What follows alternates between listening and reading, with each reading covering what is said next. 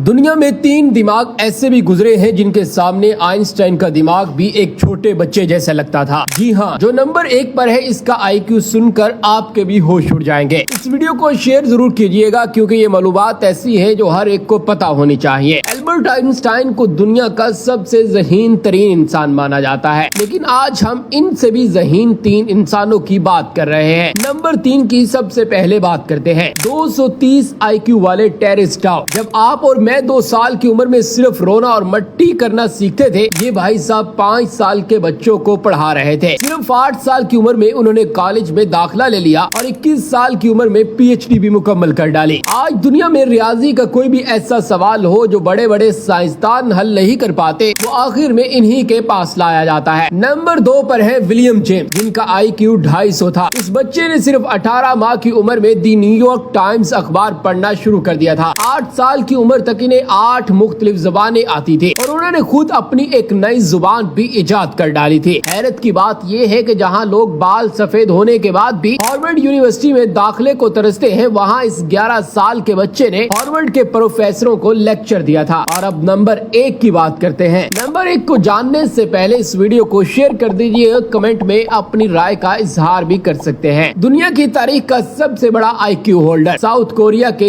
Young होन किम, जिनका IQ 276 है, यानी आइंस्टाइन से भी 116 पॉइंट ज्यादा। ये वो दिमाग है जो पजल्स और मामलों को सेकंड में हल कर देता है, जिन्हें प्रोसेस करने में सुपर कंप्यूटर्स को भी मिनटों लग जाते हैं। जहां आइंस्टाइन की सोच खत्म होती थी, वहां इस बंदे का सिर्फ वार्म अप शुरू होता था। और अफसोसनाक बात भी यही है कि इन तीनों का दिमाग आइंस्टाइन और न्यूटन से तेज था, लेकिन इन्होंने दुनिया की भलाई के लिए कुछ खास काम नहीं किया। अब जल्दी से वीडियो उस दोस्त को शेयर करके चैलेंज करें जो खुद को क्लास का सबसे बड़ा आइंस्टाइन समझता है। और ऐसी मजीद इंटरेस्टिंग वीडियोस के लिए इस पेज को फॉलो कर लीजिए।